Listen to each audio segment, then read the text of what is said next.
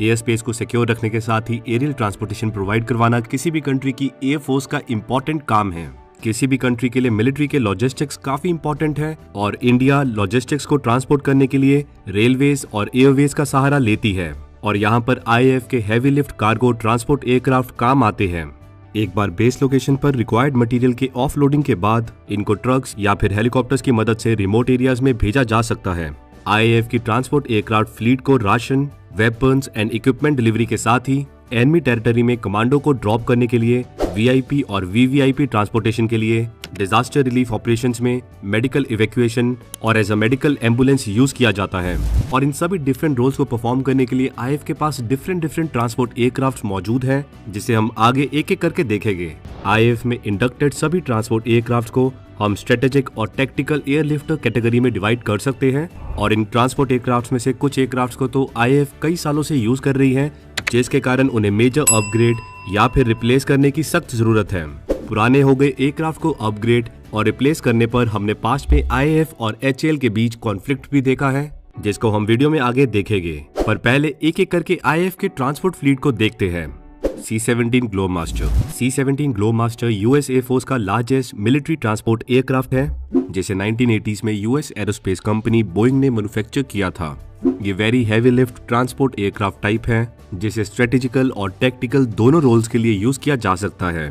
Indian air force में total 11 C-17 aircraft मौजूद हैं और पहला C-17 2013 में IAF के नंबर 81 स्क्वाड्रन स्काईलॉर्ड्स में इंडक्ट किया गया था। वही 11th C-17 को IAF में 2019 में इंडक्ट किया गया था। बोइंग ने इन एयरक्राफ्ट की मैन्युफैक्चरिंग बंद कर दी है, इसलिए फ्यूचर में न्यू ग्लोबमास्टर IAF में इंडक्ट हो इसकी प्रोबेबिलिटी काफी कम है। अगर स्पेसिफिकेशन की बात करें तो इस एयरक्राफ्ट में कार्गो मिशंस या ऑपरेशंस के लिए 3 क्रू मेंबर्स रिक्वायर्ड होते हैं, that is 2 pilots and 1 load master. ये 102 पैराट्रूपर्स को एट अ टाइम कैरी कर सकता है, जिसमें साइड वॉल पर सिटिंग कैपेसिटी है 54 और सेंटर लाइन पर सिटिंग कैपेसिटी है 48। इसकी पे लोड कैपेसिटी है 70,000 kg। Maximum take off weight है 2,65,000 kg। मैक्सिमम स्पीड है 1080 किलोमीटर पर आवर और फुल पे लोड के साथ इसकी रेंज है 4500 किलोमीटर। IL-76 एक multipurpose 4 engine Russian made transport aircraft है, जिसे कमर्शियल पर्पस के लिए बनाया गया था, पर इस एयरक्राफ्ट का मिलिट्री वेरिएंट आज यूरोप, एशिया और अफ्रीका की कई कंट्रीज द्वारा यूज किया जा रहा है। इस एयरक्राफ्ट को 1985 में IAF में इंडक्ट किया गया था और आज IAF ऐसे 17 एयरक्राफ्ट ऑपरेट कर रही है। इंडियन एयरफोर्स IL-76 के अपग्रेडेड वर्जन IL-76MD को फिलहाल यूज कर रही है और 2018 से ही IL-76 को फर्दर अपग्रेड करने की बात इंडिया और रशिया के बीच स्टार्ट हो गई थी, पर स्पेयर पार्ट की शॉर्टेज के चलते ये अपग्रेडेशन प्रोसेस काफी स्लो था। रशिया यूक्रेन के कॉन्फ्लिक्ट के बाद से रशिया पर कई सैंक्शंस लगे हुए हैं, जिसके चलते इन IL-76 को अपग्रेड करने में और भी डिले एक्सपेक्टेड है। टाइम पर अपग्रेड ना होने के चलते इन एयरक्राफ्ट की ऑपरेशनल कैपेबिलिटी C-17 के कंपैरिजन में कम है, पर फिर भी IAF इन एयरक्राफ्ट को एक्सटेंसिवली यूज कर रही है। इसके अलावा IAF IL-78 एयरक्राफ्ट का इस्तेमाल एयर टू एयर रिफ्यूलिंग के लिए यूज कर रही है। IL-76 को ऑपरेट करने के लिए 5 क्रू मेंबर्स की रिक्वायरमेंट होती है। इसकी पेलोड कैपेसिटी है 48,000 kg। Maximum take off weight है 1,90,000 kg। मैक्सिमम स्पीड है 900 किलोमीटर पर आवर और फुल पेलोड के साथ इसकी रेंज है 4400 किलोमीटर। इसके बाद बात करते हैं C-130 super Hercules. C-130 super Hercules 4 engine turboprop military transport aircraft है, जिसे US की aerospace and defence company Lockheed Martin ने मैन्युफैक्चर किया है। IAF C-130 का न्यू वेरिएंट C-130J यूज करती है, जिसे 2011 में IAF में इंडक्ट किया गया था। आज IAF total 12 C-130 aircraft use कर रही है, जिसमें 1 एयरक्राफ्ट 2014 में क्रैश हो गया था और उसका रिप्लेसमेंट IAF को 2019 में मिला। अगर IAF के पॉइंट ऑफ व्यू से देखें तो C-130 आज की डेट में मौजूद बेस्ट टैक्टिकल एयरलिफ्ट एयरक्राफ्ट है और इसी कारण से इन एयरक्राफ्ट को extensively border and remote areas में IAF द्वारा ऑपरेट किया जा रहा है।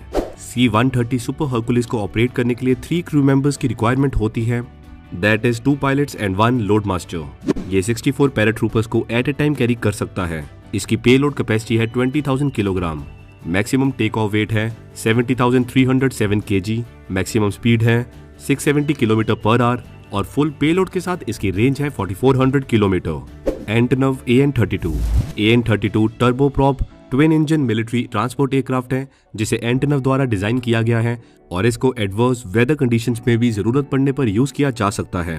IAF टोटल 104 AN-32 एयरक्राफ्ट को यूज कर रही है जिन्हें 1984 में इंडक्ट किया गया था। ये एयरक्राफ्ट एरियल पेट्रोलिंग के लिए सूटेबल है और इसको IAF द्वारा डिजास्टर रेस्क्यू ऑपरेशंस में एक्सटेंसिवली यूज किया गया है। 2011 से IAF ने अपने AN-32 फ्लीट को अपग्रेड करना स्टार्ट किया था, पर अभी तक बस 40% एयरक्राफ्ट ही अपग्रेड हो पाए हैं। AN-32 को ऑपरेट करने के लिए 3 क्रू मेंबर्स की रिक्वायरमेंट होती है, that is 2 pilots and 1 navigator. ये 42 पैराट्रूपर्स को एट अ टाइम कैरी कर सकता है। इसकी पेलोड कैपेसिटी है 6700 kg। Maximum take off weight है 27,000 kg। मैक्सिमम स्पीड है 530 km/h और 3700 kg पेलोड के साथ इसकी रेंज है 2500 किलोमीटर। और इसके बाद डॉर्नियर डू 228। डॉर्नियर एक twin engine turboprop utility transport aircraft है जिसे इंडियन नेवी और इंडियन कोस्ट गार्ड द्वारा भी यूज किया जाता है। ये जर्मन ओरिजिन एयरक्राफ्ट है, पर पिछले कई सालों से इसको HAL अंडर लाइसेंस मैन्युफैक्चर कर रहा है। डॉर्नियर को 1986 में IAF में इंडक्ट किया गया था और IAF आज 50 डॉर्नियर्स को ऑपरेट कर रही है। ट्रांसपोर्ट फ्लीट के न्यू पायलट्स को इन डॉर्नियर एयरक्राफ्ट पर ही कन्वर्जन ट्रेनिंग दी जाती है। डॉर्नियर डू 228 एयरक्राफ्ट को ऑपरेट करने के लिए 2 पायलट्स की रिक्वायरमेंट होती है। ये 19 पैसेंजर्स को कैरी कर सकता है। इसकी पेलोड कैपेसिटी है 2057 kg। Maximum take off weight है 6575 kg। मैक्सिमम स्पीड है 428 km/h और इसकी रेंज है 396 kilometre with full payload. Next Hawker Siddeley HS-748। Hawker Siddeley एक medium size twin engine turboprop military transport है जिसे इनिशियली ब्रिटिश की एवरो द्वारा डिजाइन एंड मैन्युफैक्चर किया गया था। इनको 1964 में IAF में इंडक्ट किया गया था और फिलहाल IAF 57 एयरक्राफ्ट को ऑपरेट कर रही है। HS-748 में रियर रैम्प फैसिलिटी नहीं है जिसके कारण ये कार्गो ट्रांसपोर्टेशन के लिए सूटेबल एयरक्राफ्ट नहीं है और इसी कारण से IAF इनको troops, small ammunitions, senior executive और VIPs के ट्रांसपोर्टेशन के लिए यूज करती है। इस एयरक्राफ्ट को लेकर IAF और HAL के बीच में कॉन्फ्लिक्ट भी देखे गए थे जिसके बारे में हम वीडियो में आगे बात करेंगे। एवरो को ऑपरेट करने के लिए 3 क्रू मेंबर्स की रिक्वायरमेंट होती है, that is 2 pilots and 1 passenger attendant. ये 40 to 58 पैसेंजर कैरी कर सकता है। इसकी पेलोड कैपेसिटी है 5136 kg। Maximum take off weight है 21092 kg। मैक्सिमम स्पीड है 452 km/h और फुल पेलोड के साथ इसकी रेंज है 1715 किलोमीटर। इन सभी ट्रांसपोर्ट एयरक्राफ्ट के अलावा IAF VIP और VVIP मूवमेंट्स के लिए एम्ब्रेयर लीगेसी 600, बोइंग 737 और बोइंग 777 एयरक्राफ्ट को भी ऑपरेट करती है। एयर इंडिया 1 बोइंग 777 को अक्टूबर 2020 में ही इंडक्ट किया गया था। पहले एयर इंडिया 1 एयर इंडिया का बोइंग 747 एक कमर्शियल एयरक्राफ्ट टाइप था जो प्रेसिडेंट, वाइस प्रेसिडेंट और प्राइम मिनिस्टर को एक जगह से दूसरी जगह ले जाने के लिए यूज किया जाता था। वही current air India 1 that is Boeing 777 में कोई भी एयर इंडिया मार्किंग नहीं है और इसका कोई कमर्शियल ड्यूअल यूज भी नहीं होता है, बल्कि ये एक मिलिट्री वेसल है जिसे फॉर्मली इंडियन एयरफोर्स द्वारा ओन्ड और ऑपरेट किया जाता है। एयरफोर्स स्टेशन पालम में based air headquarter communication squadron ही इसके लिए रिस्पॉन्सिबल है। अब एक तरफ इंडियन एयरफोर्स अपनी पुरानी हॉकर सिडलीज HS-748 फ्लीट को रिटायर करना चाहता है, वही दूसरी तरफ HAL चाहता है इन एयरक्राफ्ट को मॉडर्नाइज और अपग्रेड करके आने वाले 2 दशक तक यूज किया जाए। जहां एक तरफ IAF ने HAL के इस प्रपोजल को सीधे रिजेक्ट करते हुए HS-748 को C295 एयरक्राफ्ट के साथ रिप्लेस कर डिसीजन फाइनल कर दिया है। इसके बावजूद HAL का मानना है कि HS-748 को डिजाइन किया गया था as a medium size turboprop airliner और इसके एयर फ्रेम में अभी भी कोई इशू नहीं है। हाँ, इस एयरक्राफ्ट को अगर फ्यूचर में यूज करना है तो मेजर अपग्रेड जरूर करने होंगे, पर इसके एयर फ्रेम में बिल्कुल भी प्रॉब्लम नहीं है। HAL का प्लान है इस एयरक्राफ्ट में पुराने सिस्टम्स को रिप्लेस किया जाए with new turboprop engine, FedEx system and cockpit और सभी पुराने इलेक्ट्रॉनिक सिस्टम को भी न्यू एवियोनिक्स और इलेक्ट्रॉनिक्स से रिप्लेस किया जाएगा।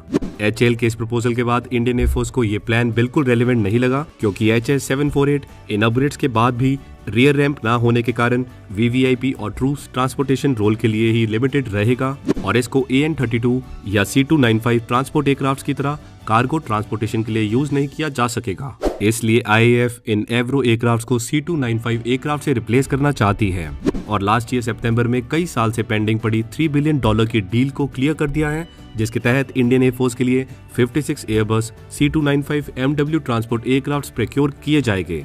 ये ट्रांसपोर्ट एयरक्राफ्ट IAF की ट्रांसपोर्ट फ्लीट में मौजूद एवरो 748 एयरक्राफ्ट को रिप्लेस करेंगे।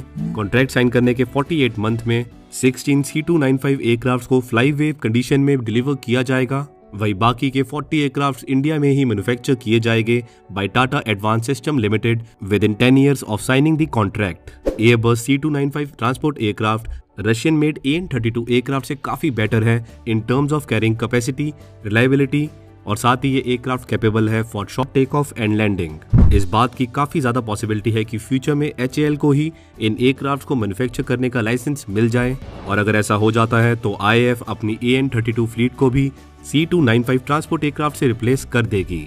तो ये थी इंडियन एयरफोर्स में ट्रांसपोर्ट फ्लीट का करंट स्टेटस और फ्यूचर प्लान। लाइक करें हमारी वीडियो को और हमेशा की तरह हमारी वीडियो को शेयर करते रहे। मिलते हैं अगली वीडियो में।